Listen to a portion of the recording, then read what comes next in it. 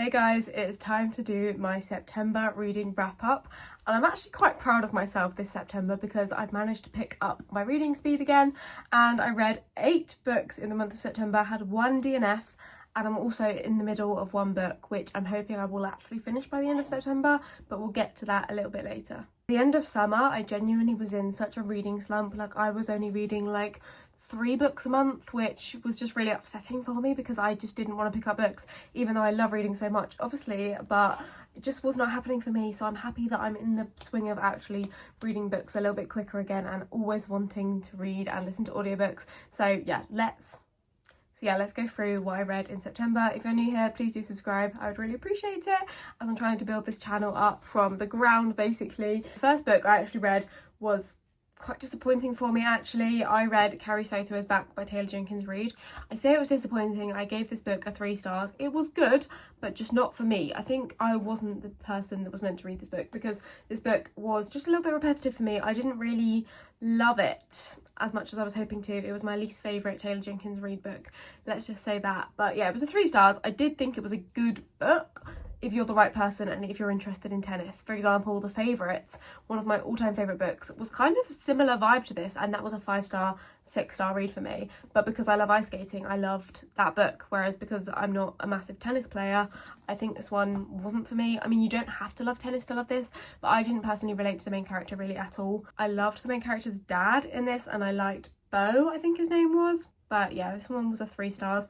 Middle of the road for me. And then I picked up one of my favourite reads of the month. This was Nightshade by Autumn Woods. This was a dark academia romance. Basically, it follows Ophelia, who goes to Swan Song University. She gets a scholarship there, so she heads on over. It's basically set in like a really remote location in the Scottish Highlands. And the thing about this university is that her parents worked there and also died there, so she's basically gone to this university to try and figure out what actually happened to her parents, because she thinks there was some sort of foul play there. She thinks this was not an accident.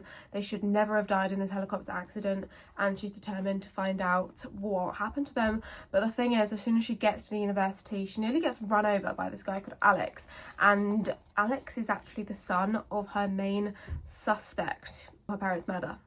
So she ends up obviously trying to get close to him. This is like a true enemies to lovers from her side. He always liked her, but the banter and tension in this book is just out of this world, and I really, really highly recommend this book. Okay, then I picked up God of Pain by Rena Kent. Did I say Nightshade was a 5 stars?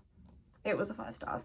Anyway, God of Pain by Rena Kent. This is the second book in the Legacy of God series. This one is following Creighton and Anika, and I gave this one a 4 stars. I think Creighton was a very questionable man at some points in this book. I really liked Anika, and I think learning more about like Anika's family, and I felt really bad for her at times, and she was just really sweet. Yeah, I give this a 4 stars. I'm enjoying this series, to be honest. Oh, and then I had my first DNF of the month. It was a book called Softcore, and I actually read this on my Kindle. I picked it up in the 99p Kindle deals. So I think I got 55% of the way through this book, and then I just randomly picked up another book and then stopped reading that book, and then now I don't think I want to go back to it, so it is a DNF for me. There was like a mystery in this book of what happened to her ex-boyfriend. Kind of wanted to find out what happened to him, but also not enough to read another 150 pages of it, so I just DNF'd that book. But not to say it's a bad book at all, I just wasn't in the mood for it at the time, and I don't see myself picking it back up, to be honest. Maybe I need to just Google spoilers to find out what happened. Next up is another really solid read. I picked up The Bridge Kingdom by Danielle L. Jensen.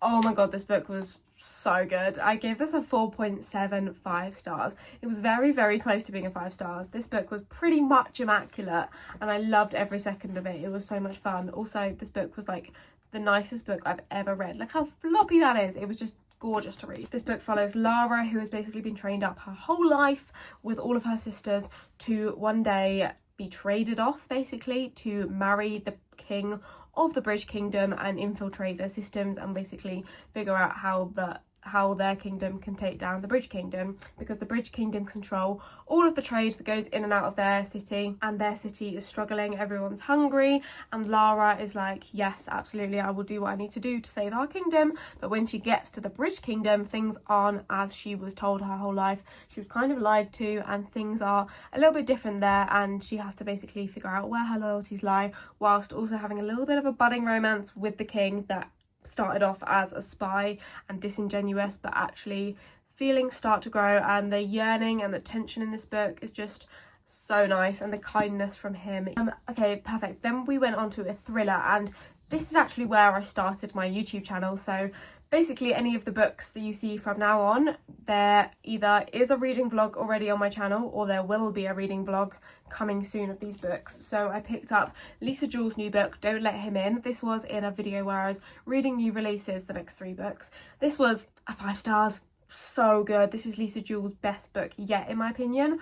I loved this book so much. It follows a man that cannot be trusted, a manipulative man, but if you love female rage, you will love the end of this book. Basically, it's following a lot of timelines, a lot of people, and you have to really pay attention at the start of this book to actually get your bearings of it. Like, I would really recommend reading it physically at the start, at least. I love a Lisa Jewell audiobook though, and I do recommend the audiobook from this. It was really good. I don't want to spoil anything about this book, and I feel like it's really hard and intricate to explain anyway without giving anything away. So it's just following a manipulative man, domestic relationships, and somebody who cannot be trusted and isn't who they say they are. So definitely pick this book up if you like thrillers. Please and thank you. 5 stars. Okay, next for my new release reading vlog, I picked up Fearful by Lauren Roberts. This is the last novella in the Powerful series. I think I gave this book a 3 stars? 3.5 potentially. Yeah, I think a 3.5. I enjoyed this. Honestly, it was a fun time. I have seen so many people slagging this book off, saying that it was pointless, but to be honest, I just thought it was fun. I really do have the stance that a novella doesn't need to add loads to the story and have loads of plot, because what plot are you really gonna expect to be added in this amount of pages? It's like just under 300 pages, I think, like 270. So I really think for a novella, this was just a fun, giggly time, and I enjoyed it personally. Anyway, then we have Wildcard by Elsie Silver. This is the ex-boyfriend's dad trope. This was really good. This was really good. This was a solid 4 stars and one of my favourite books from Elsie Silver so far. This is my second favourite after Wild Love in this series. Full thoughts are already up on my channel in the reading vlog if you want to see my thoughts the whole way through, but this was just really good in my opinion. It was a really great end to the series. The prologue literally had me giggling and kicking my feet. The prologue, in my opinion, was the best bit of this book. That's where the tension and the banter was the best, honestly, but the rest of the book was also really good, and I think she did this trope really, really well. Oh, and then we have my most disappointing book of the month. Okay, I kind of hated the next book I'm about to talk about. Okay, we have The House Across the Lake by Riley Sager. This was objectively not a good book, in my opinion. I have many thoughts and opinions.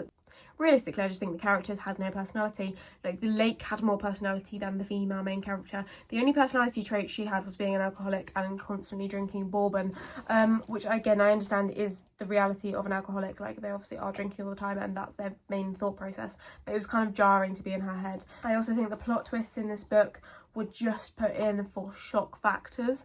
Like, I really don't think Riley Sager knew where he was going when he started to write this book. It just felt like that, basically. It felt like it had been thrown in with not much care, not much planning, not much delicacy, and it wasn't woven in naturally. It was just there for the shock factor of, oh my gosh, this has happened, but like I wasn't surprised at all, and I didn't love this book. Actually, saying that, I did enjoy the first 50% of this book. Like, the setup was good and the plot was good at the start, and it was a really cool concept, but it just didn't deliver. So I've given this a 2.5 stars because I did enjoy the first bit of this book, and the audiobook is also quite good for this book. I started it as an audiobook, basically following Casey, who has escaped to her family's lake house for peace and quiet to mourn her late husband. And then the glamorous couple across the lake catch her eye, and she basically has these really good binoculars that she starts watching the family across the lake from her binoculars, and then she befriends the woman, and then the woman goes missing, and then she's trying to find the woman and no one wants to listen to her, but then she can't really say she's noticed some weird things across the house because then she has to say she's been watching them. And doesn't that sound quite actually a good, fun premise? No, you're wrong. It was not good. I feel like I'm being too generous with the 2.5 stars. Maybe it was a 2 stars because clearly I'm getting riled up talking about this book and how much I hated it. Anyway, I have now started One Dark Window by Rachel Gillig.